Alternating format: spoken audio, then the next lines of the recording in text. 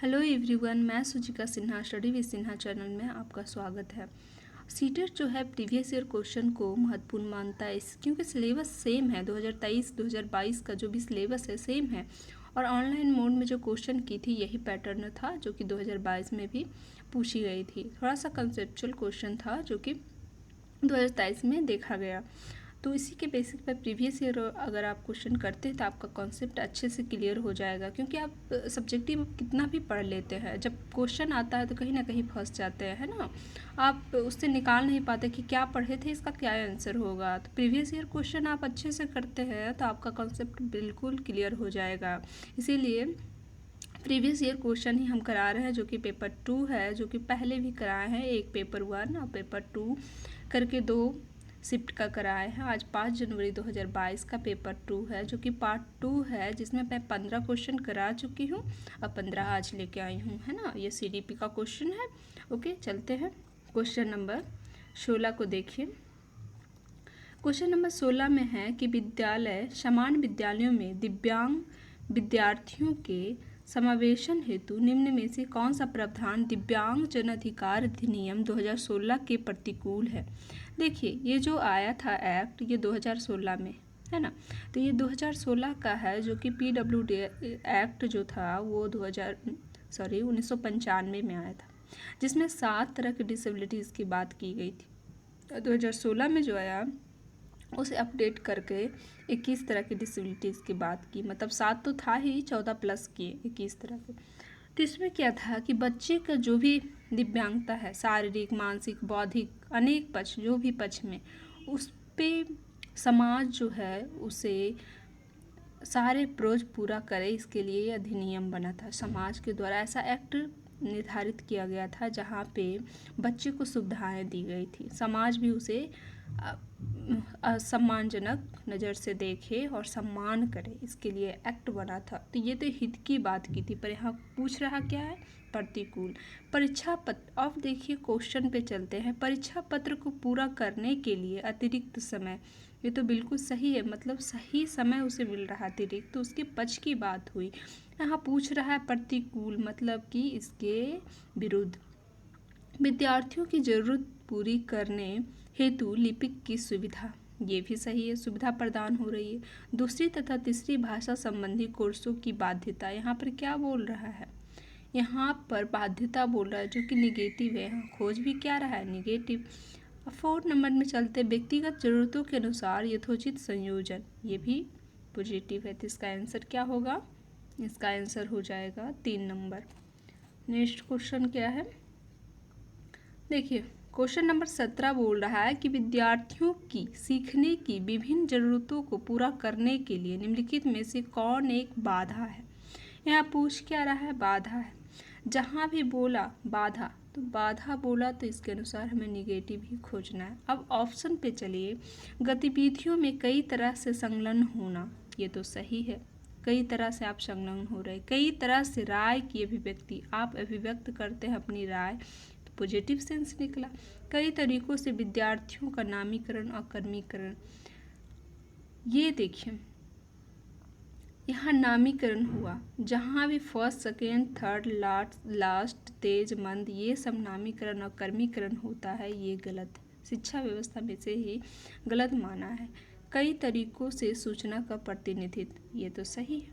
तो क्या हो जाएगा इसका आंसर, 17 का 3 नंबर। ठीक है, आगे चलते हैं। क्वेश्चन नंबर 18 देखिए। निम्नलिखित में से कौन सी अधिगम अक्षमता सीधे संचार कौशल और समाविष्ट करने की क्षमता को प्रभावित करता है।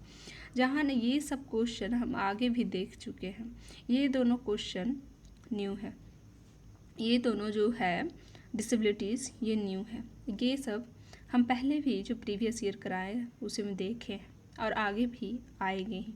तो ये सबको क्लियर करते जाइए, आप नोट करते जाइए कि क्या है, क्या सही है, क्या गलत है, क्या इसका क्या मीनिंग है, इसका क्या मीनिंग है ना। जो भी वर्ड आता है नया नया, इससे ज़्यादा कॉन्सेप्ट क्लियर होगा। डिस्कैलकुलिया, मैथ संबंधी, मैथ गणित है, उसको बनाते हैं तो उसमें प्रॉब्लम आती है। आपको जोड़ घटाव गुना उल्टा पुल्टा कर रहा है, जोड़ना वहाँ घटा रहे हैं, नंबर नहीं समझ रहे हैं कि जैसे 66 में 2 घटाना है तो 2 में 66 घटा दिए।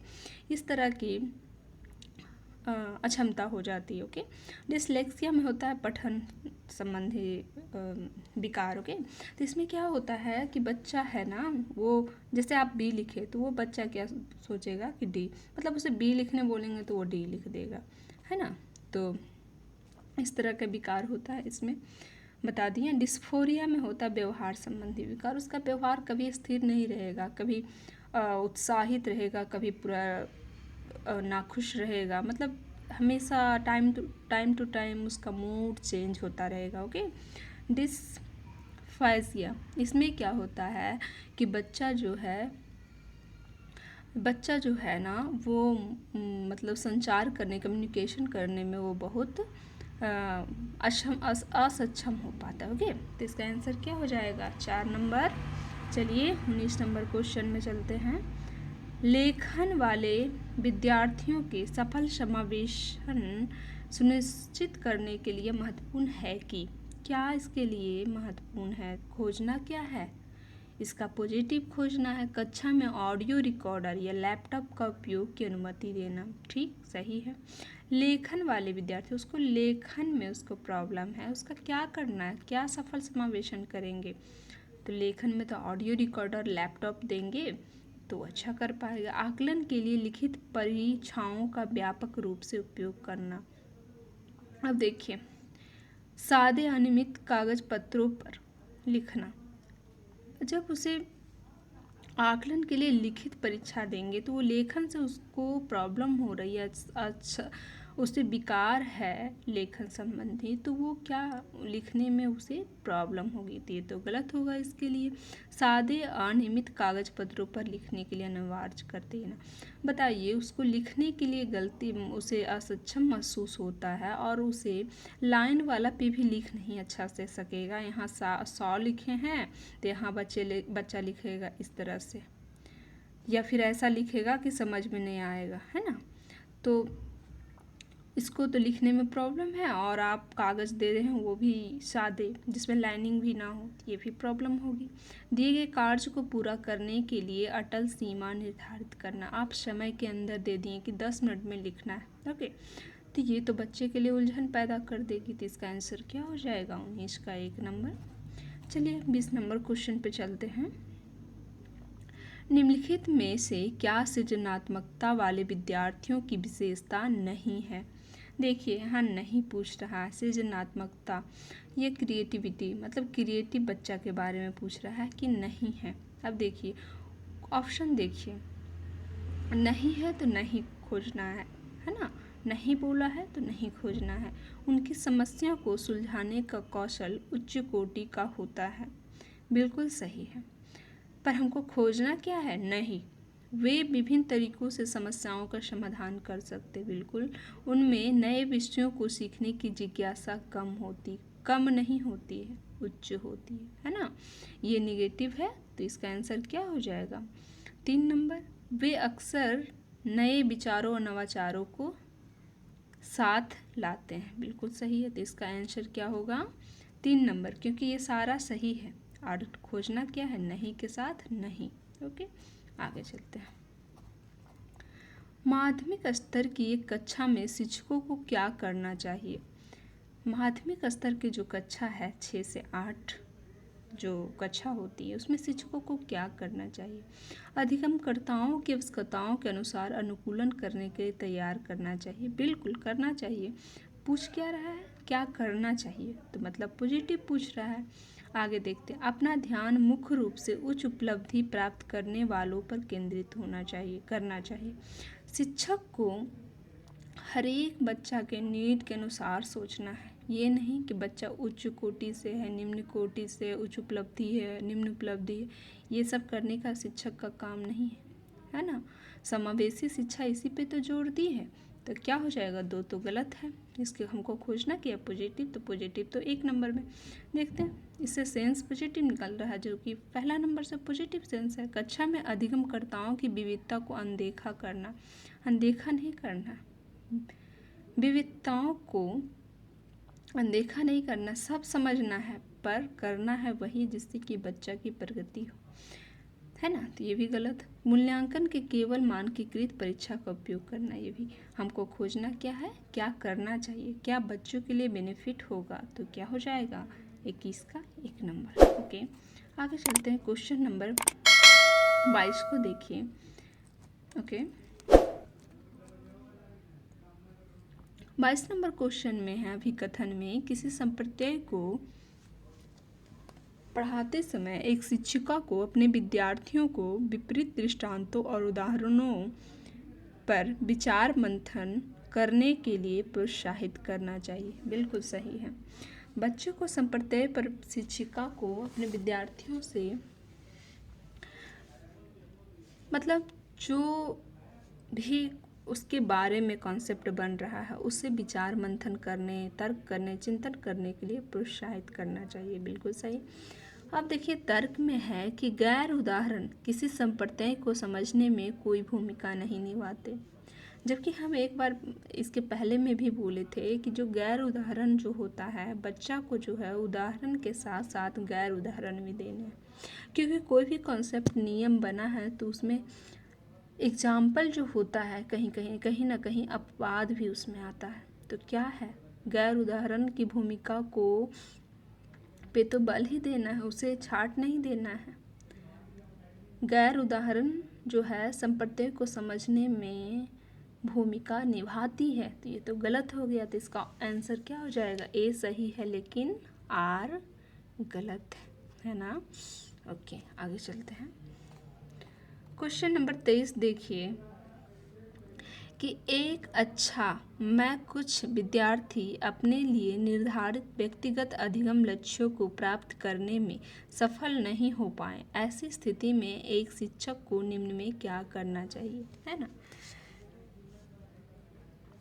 कुछ विद्यार्थी अपने लिए निर्धारित व्यक्तिगत अधिगम लक्ष्यों को प्राप्त करने में सफल नहीं हो पाए, कुछ विद्यार्थी अपने लिए निर्धारित व्यक्तिगत अधिगम लक्ष्यों को प्राप्त करने में सफल नहीं हो पाए, ऐसी स्थिति में एक शिक्षक को निम्न में से क्या करना चाहिए, है ना। शिक्षक को क्या करना चाहिए, ये बोल रहा है कि एक शिक्षक को क्या कदम उठाना चाहिए। तो यहाँ क्या है, उनकी विफलता को अपमानजनक और शर्मनाक माने नहीं।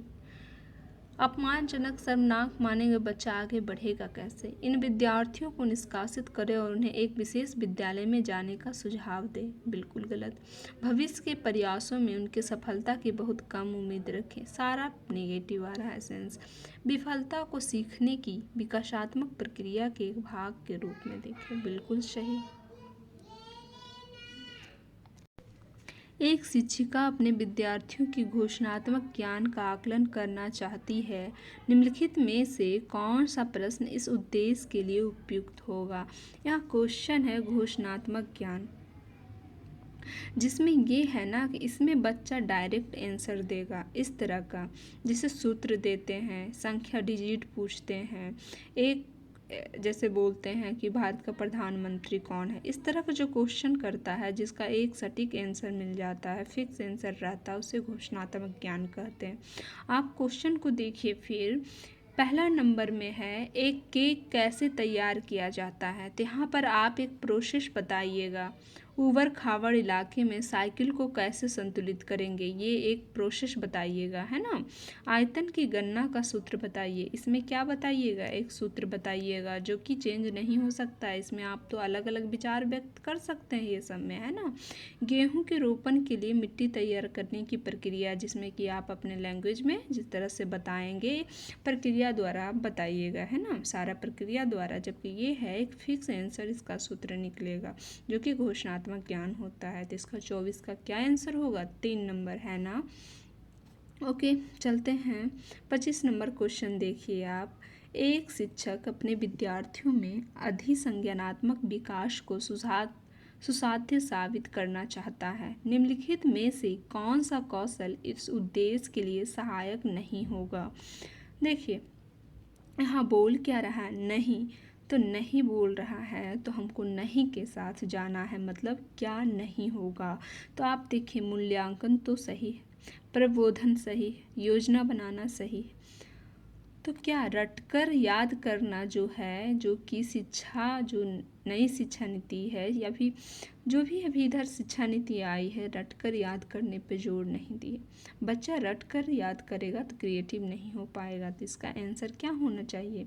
जो पॉजिटिव है वो सारा कट जाएगा और निगेटिव ही सही होगा, क्योंकि निगेटिव के साथ निगेटिव जाएगा। ओके, चलिए 26 नंबर क्वेश्चन देखिए कि संरचनावादी दृष्टिकोण अधिगम को किस प्रकार निर्दिष्टित करता है। संरचनावादी है ना, अव्यवस्थित और एक तरफा। संरचनावादी बहुत ही अच्छा दृष्टिकोण अधिगम के लिए मेंशन करता है, जिसमें कि क्या होता है, पारस्परिक और सक्रिय। सक्रिय रूप से एक दूसरे से सीख के बच्चा सीखता। अव्यवस्थित और एक तरफा नहीं, स्वभावहीन और पृथक नहीं, निष्क्रिय और निर्भर नहीं। ओके, 26 का क्या हो जाएगा? 3 नंबर आंसर।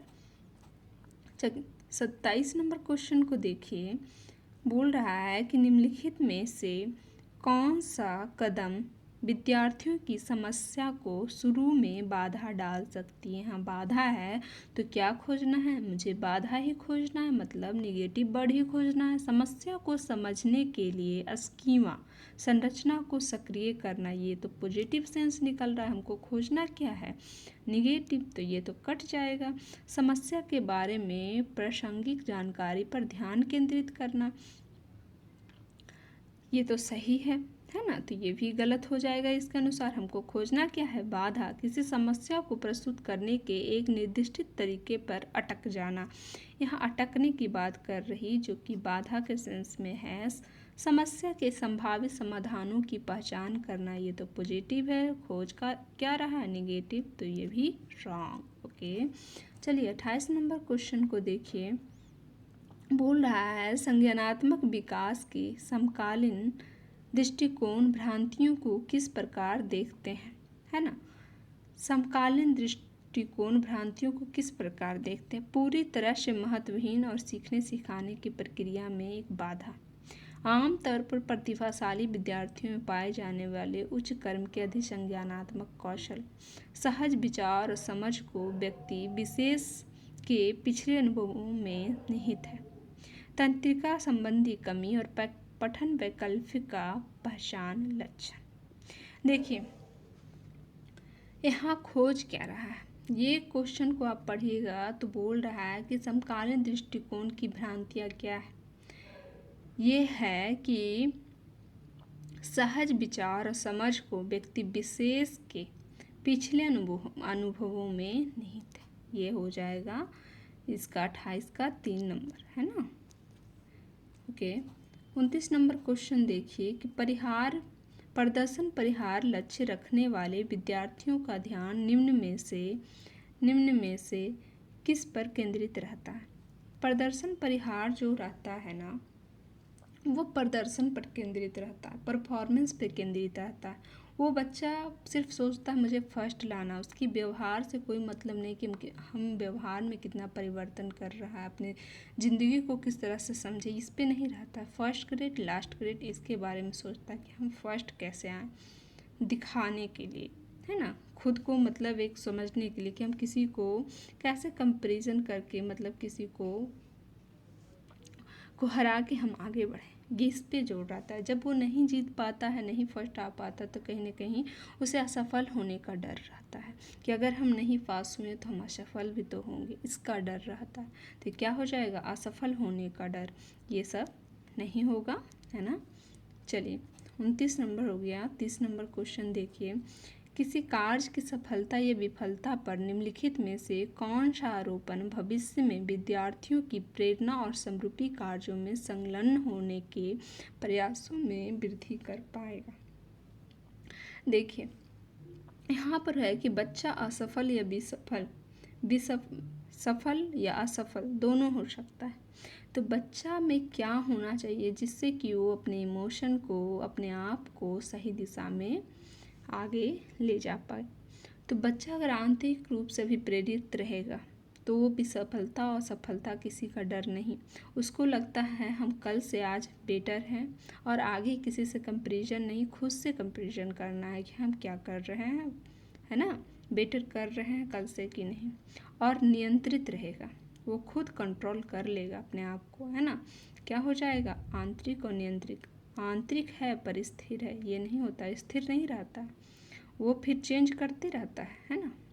बाहरी तो होगा ही नहीं, बाहरी का तो ऑप्शन ऐसा ही कट जाएगा, ये स्थिर है तो ये भी कट जाएगा। ओके, आप में जो वीडियो देख रहे हैं उससे थोड़ा भी आपको समझ में आ रहा है ना, थोड़ा क्या, आपको बहुत समझ में आना चाहिए, क्योंकि आप प्रीवियस ईयर कर रहे हैं और क्वेश्चन को समझ रहे हैं। आप खुद सेट लगा के देखिएगा, आपका पूरा कॉन्सेप्ट लगेगा क्लियर होता जा रहा है ना। सब्जेक्टिव क्वेश्चन को देखिए और उसके बाद क्वेश्चन करिए प्रीवियस ईयर, आपका पूरा कॉन्सेप्ट क्लियर हो जाएगा। एग्ज़ाम में क्वेश्चन ही आपको आएगा जो कि टाइम मैनेजमेंट करके आपको लगानी है ना। और क्वेश्चन करिएगा तो आप क्वेश्चन में नहीं फंसिएगा, कहीं ना कहीं आप तीनों क्वेश्चन को छाट लीजिएगा और क्वेश्चन आप आराम से टिक कर सकते हैं कि इसके अनुसार क्या जाएगा। Thank you for watching. और अच्छा लगता है आपको मेरा समझाने का तरीका, अच्छा लगता है या फिर समझते हैं तो लाइक ज़रूर करिए और subscribe and share. Okay, thank you.